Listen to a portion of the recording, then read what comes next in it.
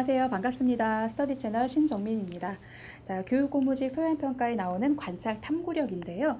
직무능력 검사에서 관찰 탐구력을 채택하고 있는 기관이 많이 있어서, 지역이 많이 있어서 이 관찰 탐구력도 그래도 사전적으로 공부를 좀 해두셔야 하는 영역인데요. 이 관찰 탐구력은 주로 과학적 내용을 물어보는 문제가 많이 나오고 있어요. 100%다 그런 것은 아니지만 특히 교육고무직에서는 그 조리사, 조리실무사, 학생들의 영양을 담당하는 그런 조리와 관련된 그런 직종을 뽑는 그런 시즌도 많이 있기 때문에 영양, 식품 영양과 그런 의학, 건강과 관련된 내용이 많이 나오기도 하고요. 그리고 힘과 관련된 물리적인 내용을 물어보는 부분도 많아요. 그래서 사실 우리 초등학교 고학년부터 중학교, 고등학교 정규 교과 과목을 통해서 다 배웠던 내용들인데 그 많은 방대한 내용을 지금 이제 와서 다시 돌아가서 다 공부를 할 시간도 없고 양도 너무 많기 때문에 어떤 내용이 많이 나오는지 그런 빈출 테마를 중심으로 우리가 공부를 할 수 있도록 이렇게 교재를 한번 구성을 해봤습니다. 그래서 오늘 첫 번째 시간이어서 기본 이론 학습으로 자극과 반응, 그리고 영양소, 그리고 감염병, 그리고 힘과 운동 이렇게 네 가지 큰 테마로 해서 공부를 해보도록 하겠습니다.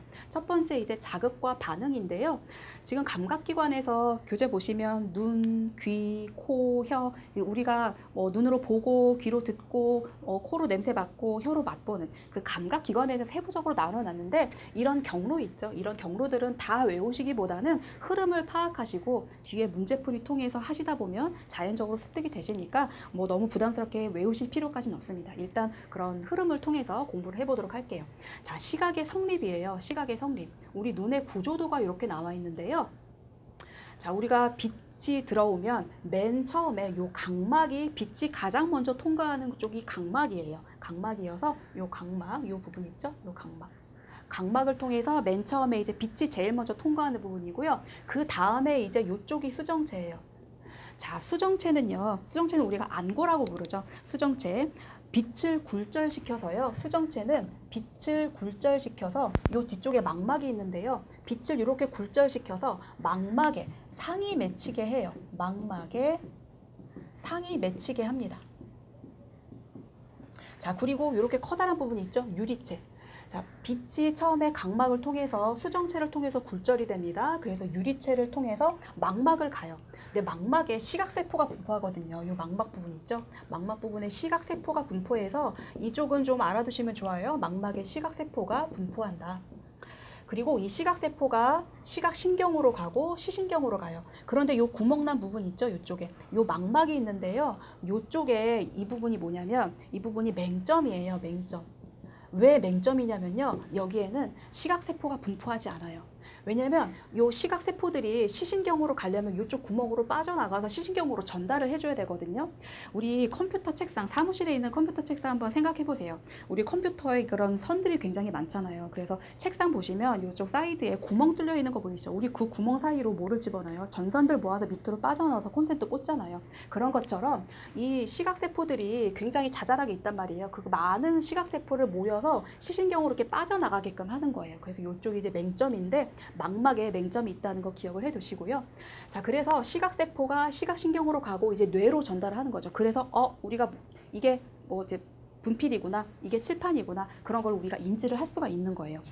이 시신경에서 대뇌까지 가야 돼요. 대뇌까지 가지 않으면 우리가 인지를 할 수 없다는 거. 이러한 경로를 통해서 우리가 시각을 이제 인지를 하는구나라는 거를 알아두시면 되는 거고요. 자, 밑에 이제 그림하고 표가 나와 있는데 여기서 홍채, 수정채 다 나와 있는데 요거를 한번 읽어보시면서 공부하시는데 중요한 내용으로 보시면요. 각막은요. 홍채의 바깥을 감싸는 투명한 막이에요. 투명해요. 지금 요 막들이 있는데요. 우리가 이거 뚫려 있는 거 보려면 여기를 가려져 있으면 안 되거든요. 그래서 요 각막은 투명한 막이에요. 그래서 이게 요 각막이 눈이 잘 안 시력이 약하신 분들은 요 각막 쪽을 벗겨내고 긁어내서 우리 라식 수술하고 라섹 수술 하잖아요. 어쨌든 요게 홍채 바깥을 감싸는 투명한 막, 요게 각막이고요. 맨 처음에 빛이 제일 먼저 통과하는 부분이 이제 각막이 되겠죠. 그리고 요 동공 있죠. 동공. 이 부분 동공이죠.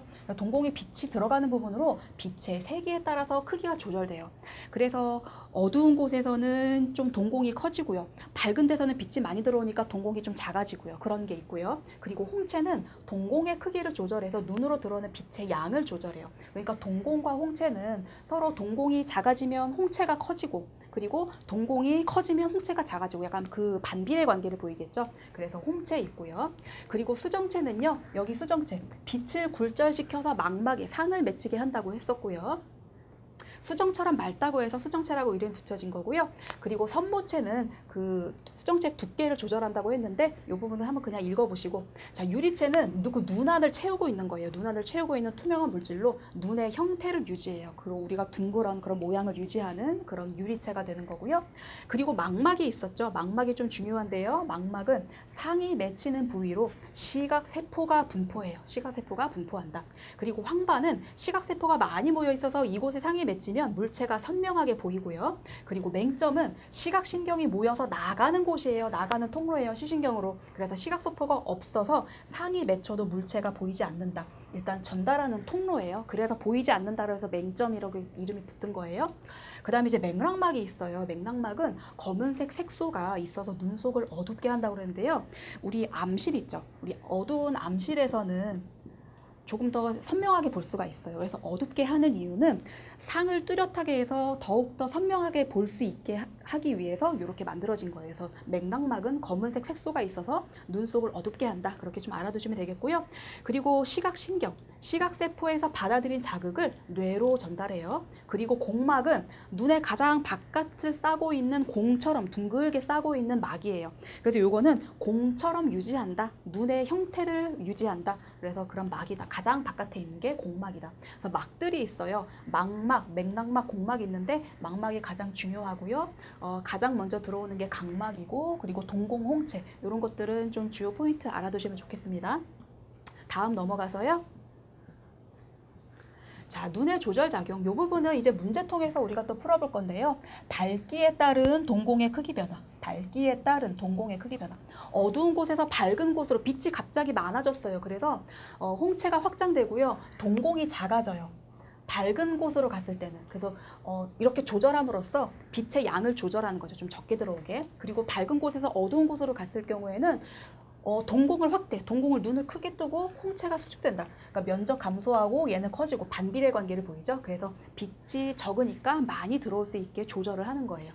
자, 거리에 따른 수정체 두께 변화. 둘 중에는 얘가 좀 더 많이 나오니까 얘를 좀 기억을 해두시고요. 그 선모체가 가까운 곳을 볼 때는 선모체가 수축돼서 수정체가 두꺼워지게 하고, 그다음에 먼 곳을 볼 때는 선모체가 이완돼서 수정체가 얇아진다. 그러니까 선모체는 수정체의 두께를 조절한다. 그 정도로 알아두시면 될 거예요.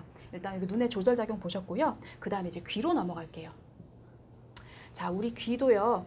귀는 소리를 듣는 건데요. 우리 소리는 공기의 진동이거든요, 사실은. 그래서 귀를 통해서 공기의 진동을 감각으로 받아들이는 게 바로 청각입니다. 그래서 처음에 이게 소리를 이제 귓바퀴에 들어오죠. 우리 잘 안 들릴 때 뭐라고 이렇게 귀에 이렇게 손을 대잖아요. 소리를 모으는 거예요. 그래서 귓바퀴가 이렇게 안쪽으로 그렇게 생긴 이유가 소리를 모으는 거예요. 그래서 귓바퀴가 소리를 모아주고요.